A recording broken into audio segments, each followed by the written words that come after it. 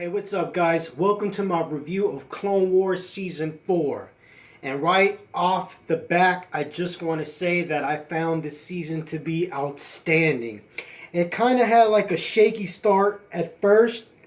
However, in the end, it had some of the best episodes that I've seen in this season by far, and the most adult orientated. I mean, we got ruthless murdering going on. We have adult situations pertaining to slavery and all the implications that presents. So lots of heavy duty stuff, and we're moving away from the kind of kid orientated introductory period that went down in the beginning of this show. And being an older Star Wars fan, I really appreciated it. However, like I said, there was kind of a shaky start in the beginning, so let's just begin right away. And when I say shaky start in the beginning, I'm talking about the War on Mon Calamari story arc. Now, this story wasn't bad per se. I just found its execution to be a little bit, it just left me desiring for more. It just felt a little bit kind of Saturday morning cartoonish in its execution. Now, I'm going to explain that as we progress through this analysis and review. So basically, there's a war going on the planet of Mon Calamari. Now, Mon Calamari is the planet that Admiral Akbar is from. So these are kind of underwater species, you know what I'm saying, individuals. And there's two different kinds of species that inhabit this planet. You have the Quarren and you have the Mon Calamari. And basically there's a civil war going down and the king has been murdered. Now, the prince who has inherited the responsibilities of the king is being rejected as a new leader by the Quarren. So now we have a conflict right here. And there's basically a civil war brewing. Now, one major thing that I strongly dislike in regards to the execution of this story is the talking underwater bullshit. It takes me out of the story and it makes me feel like I'm watching a cartoon, like a Saturday morning cartoon. Now, I know it's a cartoon, it's an animated series, but when you watch other episodes, when you watch those Savage Opress Darth Maul episodes, they're executed so well that it almost tricks your brain into watching that you're watching a live action film, because we have the execution is done so impeccably, the lighting is done so impeccably, and you know, the adult themes that are being presented, they really take a hold of you and they really just grab a hold of you and they lure you in. You feel like you're in it. You feel like what you're watching can take place among the Star Wars films. Now, when I see talking underwater, it's just ridiculous. Like I said, I don't have a problem with the concept of this story, because it is fascinating and it truly is, you know, a nice story. A civil war going on. The king has been murdered. The prince has inherited the responsibilities. One side doesn't want him. One side rejects his proclamation as being the new leader, and they're being, you know, tempted to siding with the separatists and Count Dooku. It's very fascinating and a very intriguing, dramatic story. However, just seeing them talk underwater without any kind of filters or anything, it just really feels juvenile. It feels stupid. Now, I know the physics in Star Wars have never been true to true physics. You have sound in space and everything, but I just cannot for the life of me get into these episodes because they're talking underwater and it sounds like they're talking as if they were above the surface.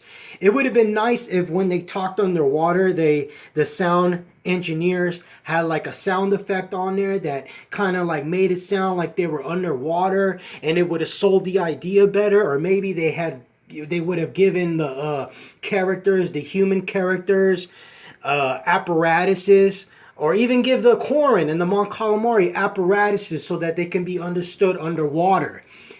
Just something to make it more believable. That's the major point that I have against this is that it just doesn't feel believable. There's something about it that feels juvenile and that feels very Saturday morning cartoonish. So, that being said, in regards to the story, Padme and the Jedi and the other New Republic's officials, they want to mediate this conflict that's going on, but they're being rejected as well. They don't want help from the outside. The Quarren and the Mon Calamari do not want help from the outside. No one trusts the Republic because of the war. They don't want to be lured into the war, but at the same time, the Quarren, the leader of the Quarren people, he has an allegiance with Dooku. I mean, there's no other way that you can explain it. But there's this shark, and he's the ambassador to the separatists. So this shark character, he's like a villain, right? And he's an excellent villain, man. I mean, he's my favorite thing about these episodes, those War on Mon Calamari episodes. This shark ambassador, he was a great villain. He was ruthless. He was intimidating. I mean, he was just evil, and I loved him. I loved every moment that he was on screen and how he intimidated the Quarren. It was great. Now, the young prince is struggling to be a leader, and due to the Quarren siding with the separatists and them being basically exploited by the separatists and convinced by the separatists, they attack. They attack the Mon Calamari, and they attack the prince. And another thing that has to be noted in regards to this episode, this whole idea of the war on Mon Calamari was first presented in the Clone Wars micro series. If you haven't seen the Clone Wars micro series, I highly recommend it. It is outstanding. In fact, I like the version in the Clone Wars micro series better than this, simply because it was high octane action and it was dramatic and it was brutal.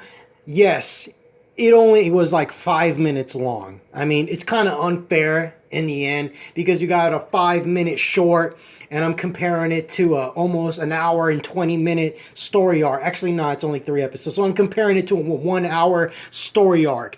But you know, the 5-minute little micro series episode, I don't know, I just liked it a lot more because of its execution. It was intense.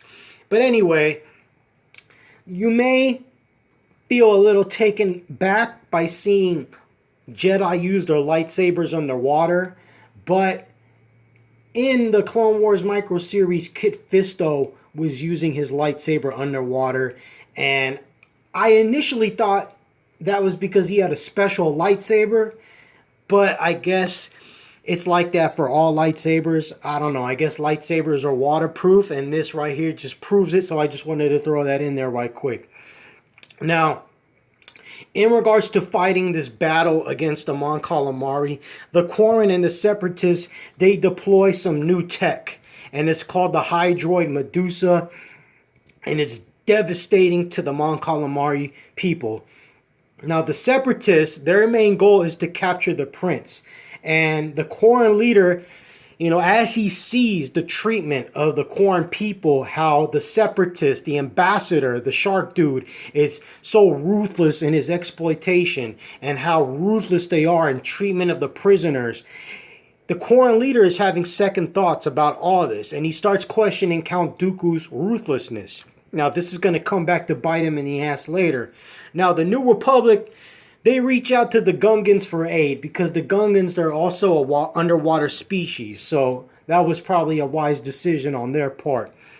Now, the prince doesn't believe in himself, and this was I kind of felt the sentiment. You know, I felt like it was well executed. The prince not believing himself. He's young. His father was a great leader, and all this responsibility has been put upon him at a random time in his life, and he doesn't feel like he can live up to his father's image, to the leadership that his father exemplified. So I could feel that, and I feel like the way the character was written and the way he was executed, you know, I felt for him. I felt kind of sad in the way that he felt like he couldn't accomplish what needed to be accomplished. He couldn't be an effective leader in a time of war. So I really like how that was depicted. So Even though I felt like the beginning of this season was shaky, it wasn't terrible. It's not season 1 and the stupid droid humor. Nowhere near as bad as that. So anyway, after the New Republic reaches out to the Gungans for aid, our heroes are captured, including Jar Jar Binks. Now, you know, I got mixed feelings towards Jar Jar Binks. He can either come across way too stupid and silly, or sometimes in this show, the comedy actually, it could actually, be funny. And I actually think he was utilized in a good amount in this episode and in a later episode in this season, which we'll talk about later. So our heroes get captured and they're tortured with eels, and basically the separatists, they're trying to find the prince. But the prince, he's slowly starting to believe in himself at this point in our story. And the ambassador, the shark dude, he declares that they are going to rule. The separatists are going to rule. Now, he says this to the Quarren leader, and now the Quarren leader really regrets siding with the separatists, because basically he's just saying, like, look, man, the separatists are going to come to your planet and we're going to run the show. You thought that the Quarren were going to run the show, but actually you Quarren motherfuckers are going to be under our thumbs. So just sit back and enjoy the show. So now the Quarren leader definitely regrets siding with the separatists.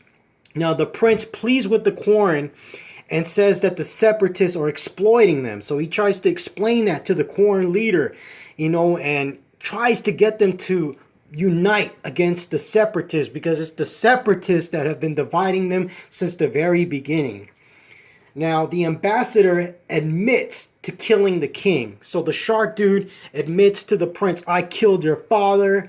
And this really, really gives the prince inspiration to stand up for his people and to be an effective leader. The Quarren and the Mon Calamari unite, and the prince kills the shark ambassador like a true gangster. Great, great, great send-off for that awesome villain. And I like the way the prince stood his ground and blew him to smithereens. Love that shot of the shark head just floating in the water, looking lifeless. Great, great, great ending. So when I say this story arc was shaky, I just meant there's just some things in the technical aspects of it that just rubbed me the wrong way, and I just couldn't really get into it like I do with the other episodes. So moving on, we come to the episode Shadow Warrior. Now in this episode, Padme and Anakin go to resolve a dispute between the humans that live on Naboo and the Gungans. Now, there's allegations that the Gungans are going to aid the separatists in order to march on Theed, and the Gungan leader is basically being manipulated. Now, if you've ever seen Lord of the Rings, the Two Towers, remember Theoden, how Theoden's mind was being poisoned by the witchcraft or the wizardry of Saruman? It's kind of the same thing. So basically, the Gungan leader, he's wearing a talisman that was given to him by a seedy character, and this talisman is just basically making him a separatist puppet. So the Gungan leader's being manipulated by this talisman, some necklace or something like that, given to him by the minister, who is a traitor. Now, the Gungan leader is put in a coma because of the removal of the talisman, I believe. I can't remember exactly. Again, I don't like to look at Wikipedia. I like to give you guys fresh reviews after just viewing this stuff. So, the Gungan leader is put into a coma, and Jar Jar is used to pose as a leader to ask the army not to attack Theed. So basically, Jar Jar is going to pose like the leader because he looks just like him. They're going to dress him in the same clothes and everything, and he's going to ask General Grievous not to invade Theed. Now, I think that the way Jar Jar was executed in this episode was good. I actually laughed. And in comparison to the antics and gags that he had in Phantom Menace, his restrained but yet comedic beats that he actually hit in this episode, they were funny. I actually laughed out loud, man. And I actually was impressed at how at how the humor was effective in this episode. Because I mean, come on, you put Jar Jar Binks in the same room with General Grievous, you're like, oh no, this is going to be a disaster. And I think the way that they executed the humor in this episode was well done. And in regards to Jar Jar Binks, the version of Jar Jar Binks for the Clone Wars TV show, I like him better in the TV show. Yes, he's still annoying at times, and it's still too much at times. But in comparison to how he was executed in the Phantom Menace, I much prefer how he's executed in the Clone Wars TV show. I'm glad that he's voiced by Ahmed Best, so that brings a level of continuity between the films and the TV show. But the main thing that I really, really, really love about the Jar Jar Binks version of him in the Clone Wars versus the movie version of him is his voice mixing. The way that his voice is mixed. The pitch of his voice is not so excruciatingly annoying like it is in the Phantom Menace. In the Phantom Menace, his voice was just way too like in this one, in the Clone Wars TV show, the pitch of his voice is not as high and his voice is not as annoying. So it's more, it's just easier to listen to, and it's going to make it easier for me to laugh at all his antics and all his gags. So anyway, enough of Jar Jar. So Jar Jar meets General Grievous, and it is hilarious. There's an hilarious exchange right there between like Jar Jar trying to contain it and hold it all together and keep the front up that he's the actual leader, and General Grievous being intimidating. Well, even when I think about it, it makes me laugh. Jar Jar Binks, man. Who would have thought? I'm actually laughing at you, dude. Anakin then goes after the minister, and the humans, they shut down the droids and they attack General Grievous. Now, Captain Topos basically sacrifices himself. Now, if you remember Captain Topos, he was the other Gungan in Phantom Menace. He was kind of like, I guess you want to say, like the general or something like that. He was like the next Gungan next to the Gungan King, the fat one that had the most lines. So basically, Captain Topos sacrifices himself in order to capture Grievous. So Grievous gets captured. Captain Topos sacrifices himself, and it was sad, man. It was sad, Like, I think something like General Grievous says something to him. He says, how does it feel to die for nothing or something like that? And then Captain Topos says, like, I didn't die for nothing. I sacrificed myself. And then through his sacrifice, the other Gungans were able to neutralize Grievous. I think they like stun him with some kind of tech, and then that inhibited him, and then they were able to capture General Grievous. Now, Anakin goes after the minister that basically betrayed the Gungan leader, and Dooku kills the minister for bringing Anakin to him because the minister ran away, right? So what's his first thing? What's the first thing he's going to do? He's going to go to Dooku. He goes to Dooku and he's like, you idiot. You led Anakin straight to me. And then he kills the minister. And then Anakin is captured. And it kind of sucks, man, because it sucks when I say this, man, but it feels like Captain Topos' sacrifice was for nothing because they have to exchange Anakin for Grievous, or they have to exchange Grievous for Anakin, rather. So basically, the Gungans and the Nabooians, they captured Grievous finally. And even Padme doesn't want to trade Grievous for Anakin. And that was kind of cold, man, if you think about it. That was kind of cold. I mean, that's her husband. And she's the one saying, like, no, Grievous is too an important capture. We can't trade him for Anakin, And the other people around her are like, dude, that's Anakin, And that was pretty cold.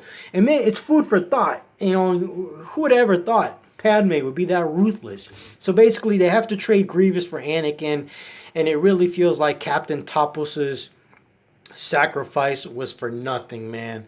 In the end, I found this episode to be, it was decent. It wasn't super outstanding. It was entertaining. It had humor. and there was a level of suspense to it, but it wasn't a knockout. However, not the worst episode by far that I've encountered in this series. Season 1, I'm looking at you. Season 1 had the worst episodes. The comedy was just awful with that droid humor. All right. Now, speaking of droid humor, the next episode, Mercy Mission and Nomad Droids, the next 2 episodes rather, are fucking stupid because of the droid humor. However, these are the only episodes that I say skip out of this entire season. So I think you have 22 episodes or something like this out of the entire season, something like that. And there's only 2 that are actually awful. That's pretty good, man. That's an outstanding season. So I'm not a fan of Mercy Mission, and I'm not a fan of Nomad Droids. Now, if you are a lover of droids, I'm sorry, man. I'm really sorry. I'm just not a fan of droid humor. I just don't want to sit there and waste 20, 40 minutes of my time watching some silly droid cartoon. But I guess it's great for the kids, so you could put that on. There's not too much adult themes in there, but hey, me being me, I don't like it. I say skip Mercy Mission and Nomad Droids. But speaking of adult-orientated themes, we come now to Darkness of Umbara. The Darkness of Umbara 4-part story arc. This is some of the best Clone Wars episodes, Clone Wars storytelling you will ever see by far. And in addition to that right there, this is some of the best animation in the show you will ever see by far, and some of the best depictions of war. I felt like I was watching Saving Private Ryan in space or something like that. This thing was intense. This was high octane action. It's almost like I'm watching Black Hawk Down, but in the Star Wars universe. Highly recommend Darkness of Umbara. So basically, the Darkness of Umbara story arc begins with the New Republic out to reclaim the planet of Umbara from the Separatists. So they have to fight against local militias in order to capture the capital. And like I said in the beginning of this review to this specific story arc, these battles are intense. There's a nice moody aesthetic going on in these story episodes, these 4-episode story arcs, and it's really intense.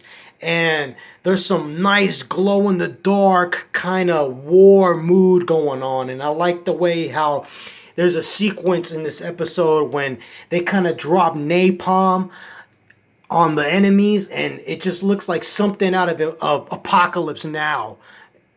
Our heroes in this episode are the clones, and the clones are being led by Anakin up until they are replaced by a new Jedi Master named Jedi Master Krell. And Jedi Master Krell is an insane, warmongering, clone-hating Jedi Master. And it is evident from the very beginning that he has the dark side in him. And Jedi Krell, he wields 2 double-bladed lightsabers, and he is of the same species as Dexter Jettster from Attack of the Clones. That was the 4-armed alien that owned the little 1950s malt shop in that film. So it's pretty cool to see a 4-armed creature wield 2 double-bladed lightsabers. And like I said, this guy is a flaming asshole. It's very evident from the beginning that he hates clones because he keeps on belittling them. He keeps on having these snarky comments where he puts them down, almost like he treats them like they're not even a real type of sentient species. He's like really inhumane. It's like if I know the guy's not a human, but if he was a human, he'd treat the clones like they were subhuman. So you can already feel the tension emerge as soon as he's deployed to work with them. So Anakin has to go and run off and do another mission, and he's replaced with Jedi Master Krell, who is now going to be leading our heroes, the clones, in this mission, in this story arc. So basically, Krell is prejudiced against the clones, and he's a major flaming asshole, and he totally contradicts Anakin's strategy upon his arrival. He wants to lead the attack head on. He doesn't want to, strategize, flank, come from the rear, and he's just like, head on. And if the clones disagree, he's like, you guys are cowards. You guys are weak. Head on. He doesn't really care about clone casualties or injuries. He's just like, head on. And the clones, they make note of this immediately. They say, the clones under Jedi Master Krell just die. They die. He may have a lot of successful missions, but his casualty rate the clone casualty rate under him is crazy high. So basically, he contradicts Anakin's strategy and wants to attack head on, and our heroes are ambushed. Now Rex commands the clones to fall back, and he's admonished by Krell for doing this, and he threatens him. Rex stands up to Krell though, and I gotta say, the sound design is outstanding in this episode, and the technology that the militias implement on the clones, on our heroes, is crazy and scary. I mean, the level of imagination that went into the conception, into the way these episodes were conceived is just. It's just brilliant. I just love it. It's just true prequel era imaginative stuff, man. And I really miss it, man, because the Disney era has nothing imaginative like this. It sucks. So revisiting this stuff, it's just like a breath of fresh air, man. I really miss George Lucas and his creative team's imagination.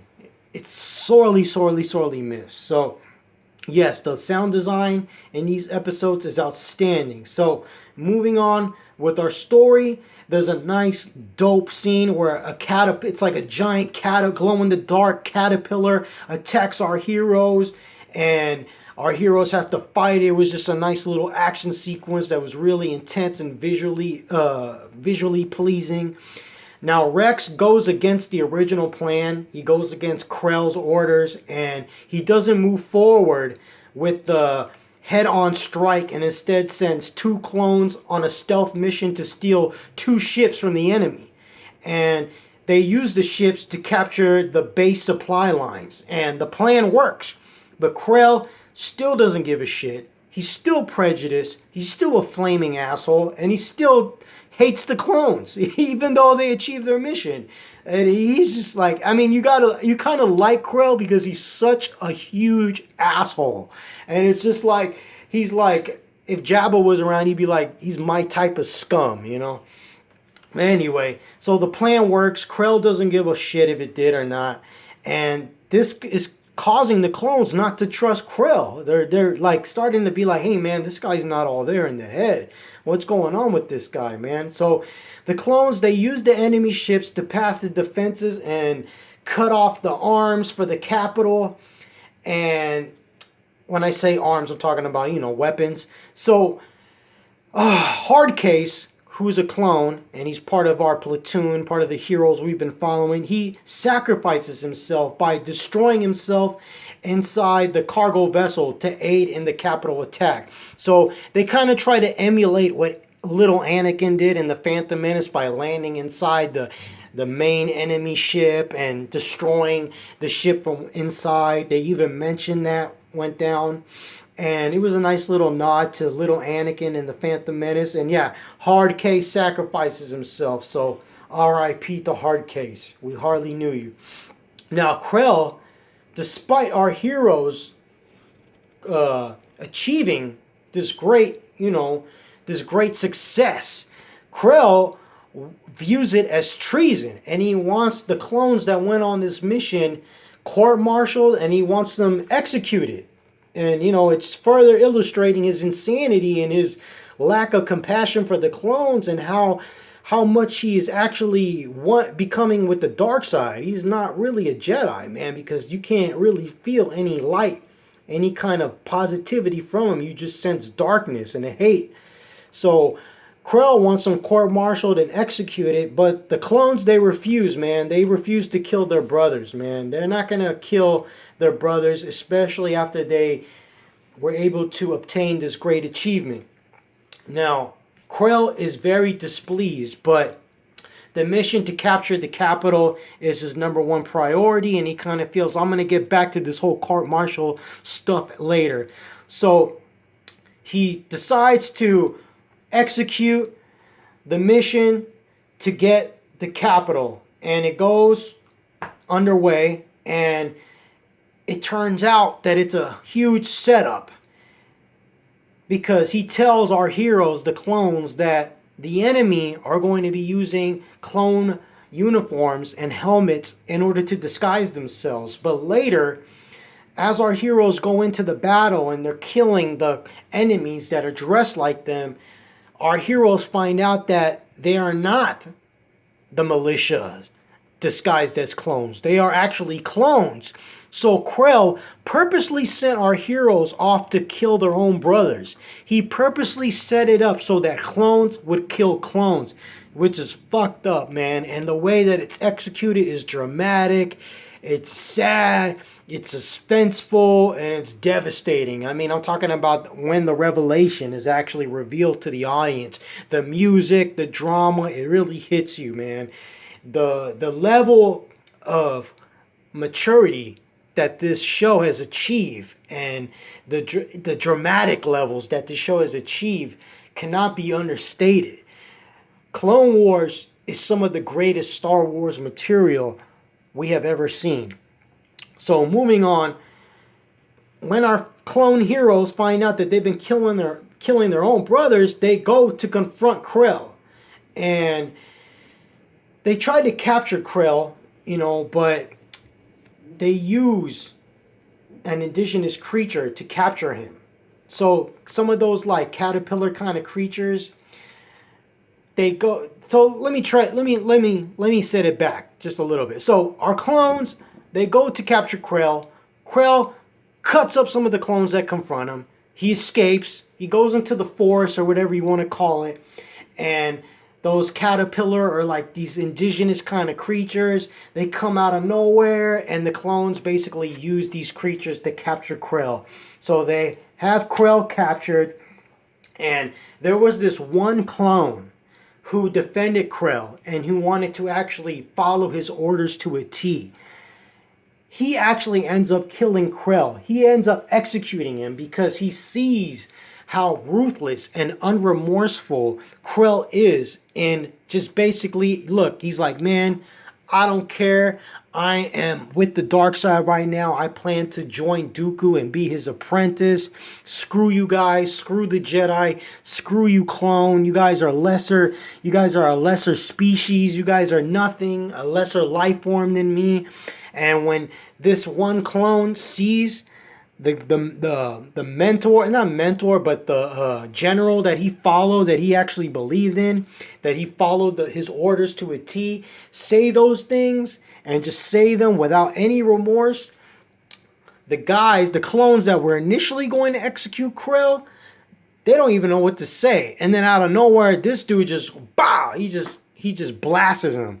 And it's kind of a shocking moment, because you never thought that this one clone would be the one to pull the trigger and kill Krell. So that's the end of the Darkness of Umbara episode, and it was outstanding. I cannot praise it enough. Now, as far as season 4 goes, we are on a roll because it doesn't slow down at all. This series, this season right here, it just continues its onslaught of high-octane drama and action and great Star Wars storytelling. Up next is Escape from Kadavo, and I really, really like these three episodes and this story arc because of the way that it addresses slavery. and it kind of puts Anakin in the middle of it and Obi-Wan in the middle of it. And the way that slavery is depicted, it's just brutal in this episode. Like, I mean, this ain't for kids.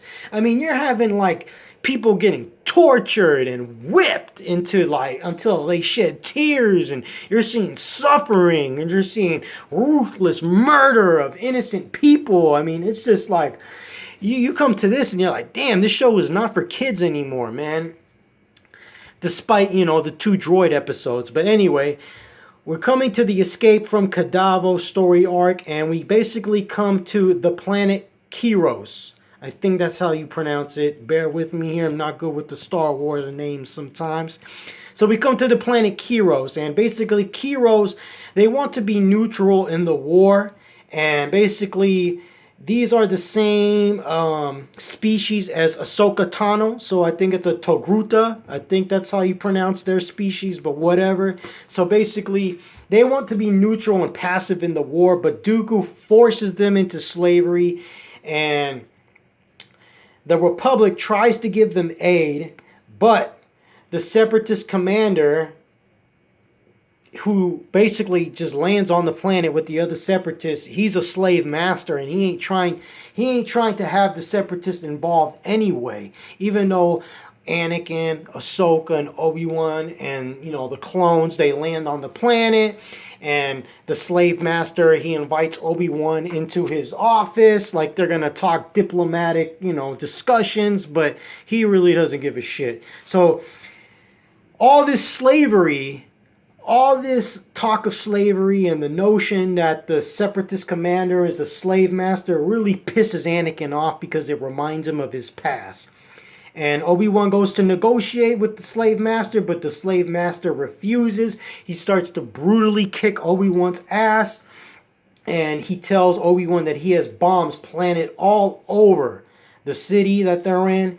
And basically, it's Anakin and Ahsoka Tano's job to disarm the bombs. And once they do, it turns out that Obi-Wan was just playing possum. Even though he was getting his ass kicked, he could have fought this dude back anytime he wanted. But he was just basically buying time while Anakin and Ahsoka disarmed the bombs and all that. So the slaver escapes, and Anakin and Ahsoka capture him.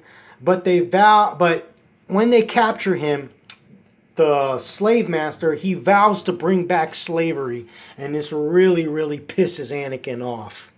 So after this, our heroes travel to Zygeria, which is a slave empire, and our heroes go there to look for the missing colonists. Now, Anakin and Ahsoka disguise themselves as slave and master. Anakin being the slave and Ahsoka being the master. Now, Anakin seeks to speak to the Queen in order to inform her that Bruno Dinturi is dead. Now, Bruno Dinturi, that was the slave owner, the slave master from the previous episode, the one that was whipping Obi-Wan Kenobi's ass and had the bombs planted throughout the city and stuff. So, he tells the Queen that Bruno Dinturi is dead, and she is very pleased to hear this. I guess they had some kind of resentment between one another. So immediately, Anakin is able to get the Queen on his side, and it's very evident from the opening sequence between these two that the Queen is she's kind of horny for Anakin. You know, there's no other way to say it. You know, you could tell that the Queen really, really, really, really likes Anakin. So, anyway, Obi-Wan goes to find the colonists in the slave pens, but he's captured. And while he's there, after his capture, he is getting tortured brutally. Like, I mean, it is pretty intense stuff, man. And like I said, this show has moved far beyond being for kids. There's a lot of graphic depictions of murder and brutality, and the way slavery is depicted in this episode, it's very, very, very adult driven. It really kind of tugs at your heartstrings. Especially there's this one sequence where the slave masters are the ones that are, you know, the ones that wield the whips in the pens. Instead of beating Obi-Wan for his incompetence or for his failings, they decide to take it out on the people around them. So they tell Obi-Wan, they said, every time you mess up, I'm not going to whip you. I'm not going to take it out on you. I'm not going to torture you. I'm going to torture the people around you so that you lose, all hope, so that you wallow in your despair. And those scenes where those slave masters are whipping the people around them, the innocent people around them, and then Obi-Wan's like, I'm sorry, let me help you. And they're like, no, get away from me. The Jedi just make things worse. I mean, it really tugs at your heartstrings because it's presented so graphically. It's pretty intense stuff. Now, the Queen asks Obi-Wan, or rather, the Queen asks Anakin to torture Obi-Wan. So basically, Anakin's been pretending to be a slave master this whole time, and Ahsoka's been pretending to be Anakin's slave, and she wants Anakin to prove that he truly is a slave owner. So she wants Anakin to whip Obi-Wan, but Obi-Wan is not going to but Anakin ain't going to fall for that. So in a little moment that really is kind of a nod to Return of the Jedi, R2-D2 shoots out the lightsabers out of him. Anakin catches it, and they try to stage a revolt, but they fail. And Obi-Wan is in prison, Ahsoka is in prison, but Anakin, since the Queen is hot and horny for him, he gets to roam the castle with her, so long as Anakin's always by her side, and so long as Anakin acts as, her little pet, if you will. Now, the Warden of Education, basically, at the education center, ruthlessly murders the colonists by letting them fall to their deaths. And this was another brutal scene, man, that really, little kids, really young kids shouldn't be subjected to watching this. Just the ruthlessness of the way that this warden killed these colonists. So basically, these colonists are just standing there, they're playing for their lives, and he just literally removes the floor from under them, and then they fall into eternal oblivion, and you hear their cries and you hear their screams as they fall to nothingness. It was pretty brutal in the way that it was depicted. They continue to beat the colonists to death in order to punish Obi-Wan, and the Queen defies Count Dooku. Basically, Count Dooku wants the Jedi dead, but the Queen doesn't. And then we have a brief, nice little battle between Dooku and Anakin. Now, Dooku wants the Queen to tell him where Obi-Wan is, but she resists. And Dooku ultimately ends up killing her through strangulation. Anakin finally frees Ahsoka, and together they go and rescue Obi-Wan and the other colonists with a little help from the other Jedi and some Republic reinforcements. So that's the general gist of this story arc. I thought it was well done, super intense with the adult themes pertaining to slavery, lots of drama, lots of suspense, well done. Another masterpiece from Season 4 of The Clone Wars. Now, the next episode is A Friend in Need. And in this episode, Padme and Ahsoka go to Mandalore. There's a negotiation going on between the Republic and the Separatists. And Lux is present. Now, if you remember who Lux is, basically Lux is the son of a slain Separatist who tried to be peaceful, who tried to facilitate peace between the Republic and the Separatists. Now, I think this took place in Season 3, and that was his mother who tried to do this, but she died. Now, in this episode, Lux declares right then and there to the Separatists, right in front of them during this big negotiation, that Count Dooku killed his mother. And this causes a lot of controversy, and he is detained by the Separatists and removed from the court, or removed from the negotiation table, or whatever you want to call it.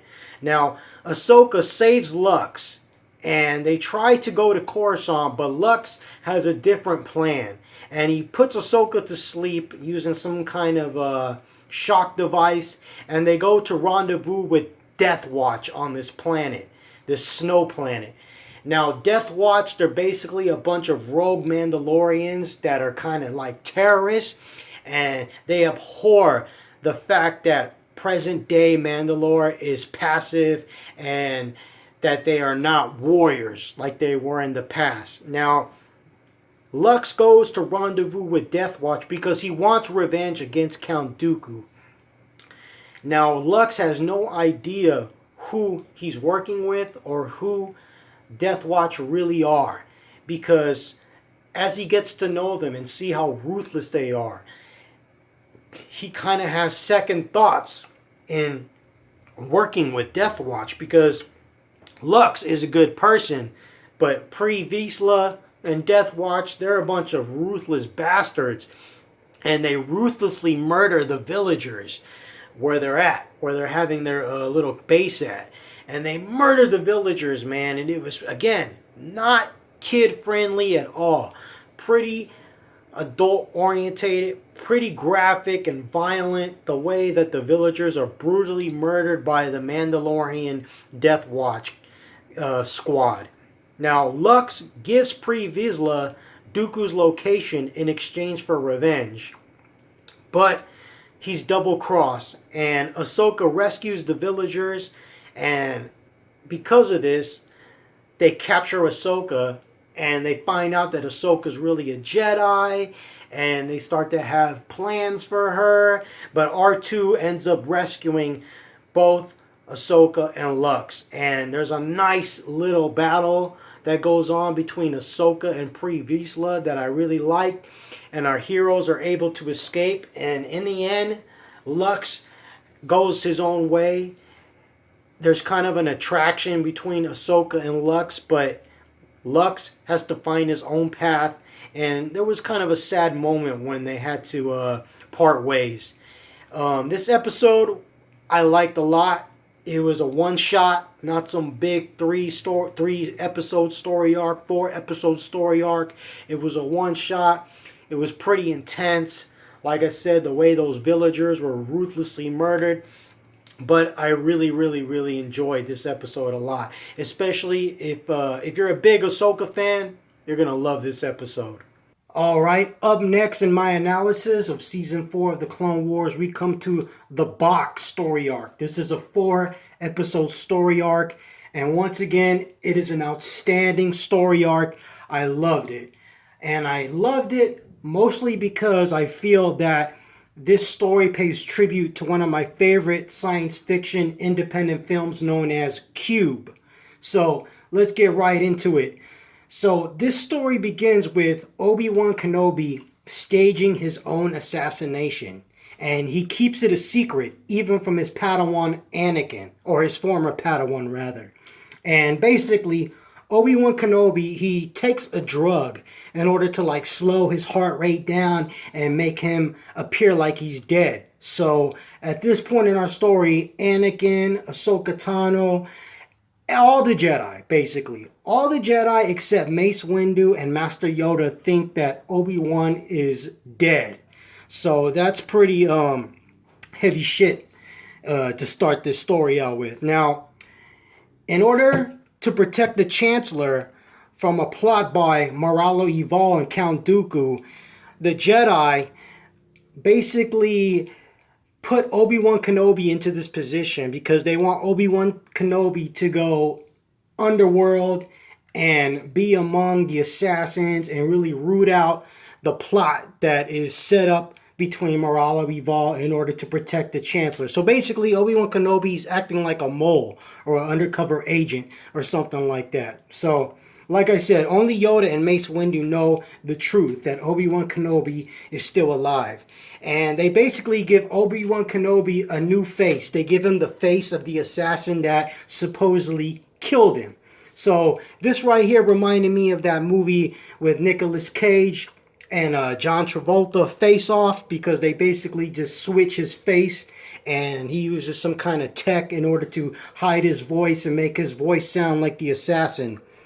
Now, the name of the assassin was Reiko Hardeen. So now Obi-Wan Kenobi is basically posing as Reiko Hardeen, and his arrest is staged by Obi-Wan, and it's actually Anakin Skywalker that arrests Obi-Wan Kenobi. Now, some of you listening to this right now may be scratching your heads and wondering how this can even go down, because you're probably asking yourself, why doesn't Anakin Skywalker sense Obi-Wan Kenobi in the Force? You would think that if his master died, Anakin Skywalker would no longer be able to sense him in the Force. So basically, there would be some kind of change in the Force if Obi-Wan Kenobi truly died.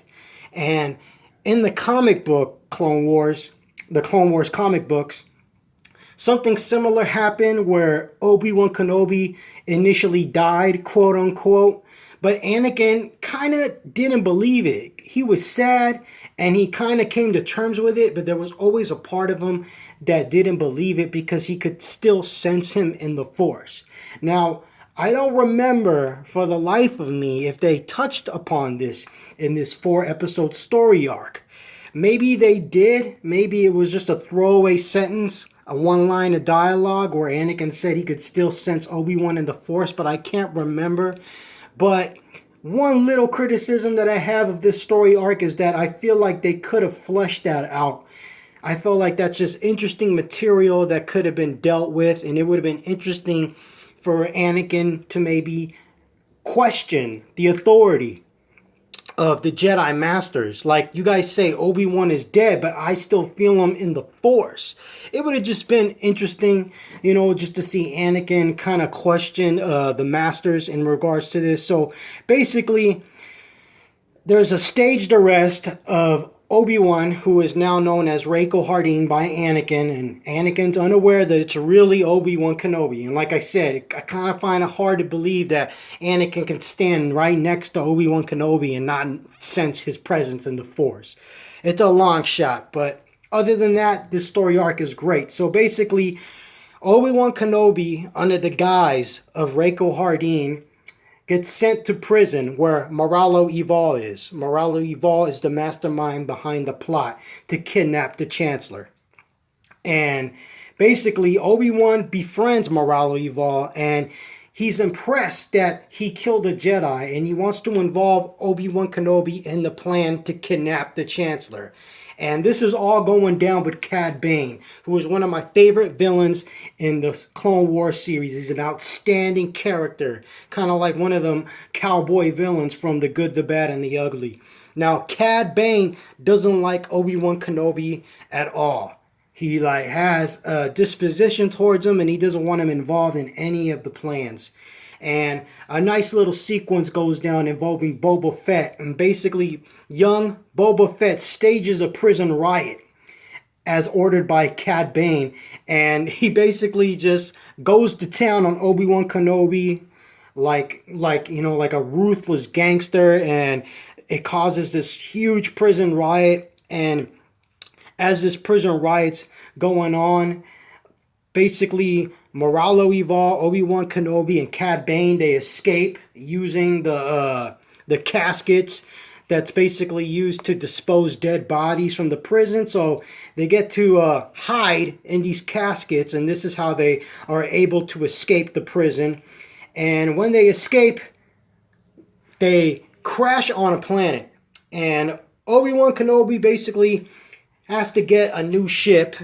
And when he does get the new ship, he steals it from the Hutts, but Cad tries to abandon Obi-Wan Kenobi, and he tries to leave him behind because Cad Bane doesn't like Obi-Wan Kenobi, or not Moralo, or what's the guy's name? Rako Hardeen. So Cad Bane doesn't like Rako Hardeen, aka Obi-Wan Kenobi, tries to abandon him and leave him behind, but Obi-Wan is able to buy an entirely new ship with Republic funds. And as Moralo Evol and Cad Bane, they escape, their ship is attacked. And while this is going on, now the Chancellor tells Anakin that Moralo Evol is at Al Hutta. Now, basically, Cad Bane and Moralo and Obi-Wan, they all make peace since Moralo Evol and Cad Bane tried to escape, but their ship was shot down by the Hutts, and Obi-Wan Kenobi was able to use Republic funds in order to buy a whole new ship. Obi-Wan is like, hey dude, it's all fair in love and war. You guys try to escape without me and abandon me, so I resolved to these ruthless tactics. Hey man, there's no honor among thieves, but in the end, they all agree to work together because they're trying to reach that common goal, and that is to, kidnap the Chancellor. So basically, Anakin and Ahsoka track down Cad Bane, and Anakin and Ahsoka attack them, but the three escape, and there's a nice little battle between Anakin and Obi-Wan Kenobi as he's disguised as Reiko Hardin, and basically Obi-Wan Kenobi has to do some kind of force suggestion in order to let Anakin let him go. Now, after Moralo Evol, Cad Bane, and Obi-Wan escape from Anakin and Ahsoka, they go to Sereno. And there they rendezvous with Count Dooku, and he basically puts all the potential bounty hunters and assassins in a lethal training course kind of cube thing known as the Box. And this is where I feel like there's a lot of tribute being paid, or basically the idea is stolen or inspired, whatever you want to say, from independent science fiction film known as The Cube. If you haven't seen the film The Cube, I highly recommend it. It is some outstanding independent science fiction filmmaking. I really love that movie. So, all the potential bounty hunters are put into this lethal training course called The Cube. And while this is going down, Anakin is basically told that Obi-Wan Kenobi is alive, that Obi-Wan Kenobi survived, and that it was kept secret from him.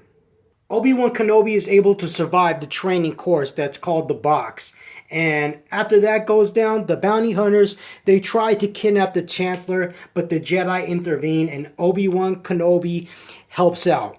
And Obi-Wan Kenobi has a nice little brief battle with Cad Bane, and basically Anakin finally confronts the Jedi Council, and he lets them all know that he's upset that the Council left him out of the decision-making process, and he felt lied to. And he feels like he can no longer trust the Council, and he also feels like the Council don't trust him either. Like, he wants to know, why'd you guys left me out? Obi-Wan Kenobi is my friend. Why would you do this to me? And like I said, this is going to tie in and make his whole turn in Revenge of the Sith all that more believable. Now, Obi-Wan finds out that Count Dooku knew of the plot to foil the kidnapping the whole time. And this leads to Count Dooku fighting Anakin. And basically, in the end, even though Count Dooku escapes, in the end, it was all a plot to help Anakin turn to the dark side and fuel his distrust of the Jedi Council. The Chancellor is saved and Dooku escapes, but in the end, the whole point of this whole 4-episode story arc was to help contribute to Anakin's turn to the dark side by fueling his distrust of the Jedi Council. This 4-episode story arc, known as The Box, if that's what you want to call it, that's what I call it, I found it to be outstanding. Now, the next episodes revolve around Asajj Ventress, who is one of my favorite villains. She is an awesome villain, and at this point in our story, she's no longer a Sith, she's just more like of a rogue assassin. And basically, here in her story, her 2-episode story arc here, Ventress returns to the Night Sisters, and she fully renounces the Sith, and she becomes a full-fledged Night Sister once again. Now, Count Dooku hasn't forgotten about her betrayal, and hasn't forgotten about basically Savage Opress and all the events that went down in the previous season. And Count Dooku orders General Grievous to attack Dathomir and kill all the witches there and just basically kill everybody. Now, a big war ensues between the Separatists and the Night Sisters, and it's visually stunning. I really like what's going down. There's a lot of use of magic and a nice, it's like you got machines versus magic going on, and it's a nice visual. The aesthetic is trippy. And Daka, who is kind of like, she's another one of those like Mother Talzin-like characters. She's basically another kind of elder Night Sister, an OG Night Sister. And Daka resurrects the undead army to fight the separatists. So basically, the undead army, I guess you could presume, is all the fallen Night Sisters that have fallen in battle before, and Daka resurrects them to fight against the separatists. And Mother Talzin, basically, she uses a lock of Count Dooku's hair in order to torment him on some like voodoo Santeria kind of shit. And basically, this creates a lot of torment and suffering for Count Dooku, and he's like demanding that General Grievous find Mother Talzin, find Daka, and kill them, immediately. So General Grievous finally catches up to Daka, and he kills her, saving Count Dooku. All the Night Sisters are slaughtered. Mother Talzin escapes, and Asajj Ventress is devastated because all her sisters at this point in the story are all dead. Heavy stuff right here. I kind of felt sorry for Asajj Ventress in this regard. Now, the next episode that comes up involves Asajj Ventress teaming up with young Boba Fett. So we can presume that Boba Fett, he's kind of like in his like early teens, mid-teens in this episode, and I have mixed feelings in regards to this episode. It's not terrible, but there's just something about it that just makes me want to skip it, and it has to do with the treatment of Boba Fett. Basically, Boba Fett gets treated like a little bitch in this episode. Boba Fett is a pussy ass bitch in this episode, and I don't like it. I like how he was treated in season 2 when he was a nice little kid and he was really clever. He was the smartest young clone, and he was trying to get revenge on Mace Windu, and he teamed up with the other bounty hunters. I liked it there. I liked seeing Boba Fett start that riot in the prison. But here he's just kind of like gets dissed by Asajj Ventress, and he's just belittled, and I didn't like it at all. I don't like to see my favorite characters treated that way. Now, other than that, I mean, the episode is serviceable. So basically, Asajj Ventress joins Boba Fett in order to do like a bounty hunting job, to get some money, to get some quick bucks. She has nowhere to turn. The Night Sisters are dead. The Sith don't want her, so she teams up with Boba Fett. They go to like this pressurized planet, and they need to get this elevator to get underground.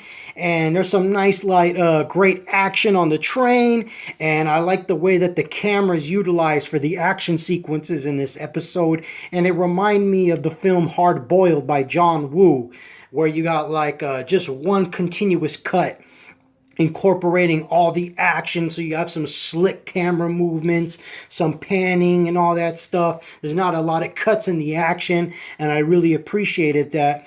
And basically, the mission is to kidnap some girl that the king wants to marry. And Boba Fett, like I said, he gets treated like a little bitch, and the brother of the girl that they're trying to track down comes to the rescue, and in the end, Asajj Ventress belittles Boba Fett big time. She does Boba Fett dirty. She basically helps the brother rescue the girl, and puts Boba Fett in the box, in the little container, throws him in there, duct tapes his mouth, and delivers Boba Fett to the king. And he thinks that it's really the queen, and then he opens it and he sees Boba Fett tied up in there like a damn fool, man. I like the action in this episode. I like Asajj Ventress, but I don't like the way Boba Fett was treated. I don't appreciate it. Again, it's not a terrible episode, but it's skippable to me. All right, now, last but not least, we come to the return of Darth Maul. Now, I have to say, right away, immediately, that these 2 episodes right here blew me away because of the magnitude, the way that the drama was presented to me as a viewer. Everything just hit me, man, like a sledgehammer to the face. Like when Savage Opress finally finds his brother and he sees the madness that has taken a hold of him. I mean, it was really impressive stuff. So Basically, Savage Opress uses the talisman that Mother Talzin gave him from the previous season in order to find his brother Darth Maul, and this leads him to like a junkyard world. And when Savage Opress finds his brother, he's gone insane. And basically, he's used his hatred of Obi-Wan Kenobi in order to survive. And I love the way the voice actor executed his dialogue. And he was just a tremendous voice actor. And this guy, man, he deserves an award for his performance as Darth Maul. The way that he executed his lines, the way that he was able to convey the madness, the insanity of it all. It was just outstanding. And the sound design really captured the mood of the scene. If you got a good surround sound, stereo, and setup, this scene right here will blow you away. The scene when Savage Opress finally finds Darth Maul, and he has the giant spider legs. Basically, Darth Maul's using the Force to create legs, and he's created like spider legs, and it's just a trippy sight to behold. And Darth Maul's thorns are super long. He's unkempt. He hasn't been keeping up with his appearances or anything like that. And there's like a scene where there's like flame and the use of shadow in this sequence, man. It was just outstanding. It was right here in this very sequence when I was able to tell that the animation had improved vastly from, say, the first season. I mean, it was outstanding. So basically, the Jedi, while this is going on, the Jedi can sense Darth Maul's return. And they know that Darth Maul wants revenge on Obi-Wan Kenobi. And Darth Maul, he wants revenge. It is, without a doubt, that is his goal. So Savage takes Darth Maul to Mother Talzin in order to help Darth Maul. And basically, Mother Talzin uses her magic in order to have Darth Maul remade. So Darth Maul's reborn. They get rid of the spider legs and they give him more like mechanical, suitable, kind of humanoid type legs. And his mind is a little bit more grounded. He's not insane. He's kind of more back to the way he used to be, except he's fueled by rage and he's fueled by hate. And he wants revenge on Obi-Wan Kenobi. That's his main goal, his main incentive moving forward. And he basically goes to various planets and slaughters innocent people, slaughters innocent children in order to bait Obi-Wan Kenobi to come and confront him. Now, Asajj Ventress takes it upon herself to basically obtain the bounty that is on Savage Opress. So the word is out, Savage Opress is wanted, and she goes out looking for him. And Savage and Darth Maul, they gang up on Obi-Wan Kenobi once Obi-Wan Kenobi takes the bait and tries to see what was going on with the slaughter of the innocents.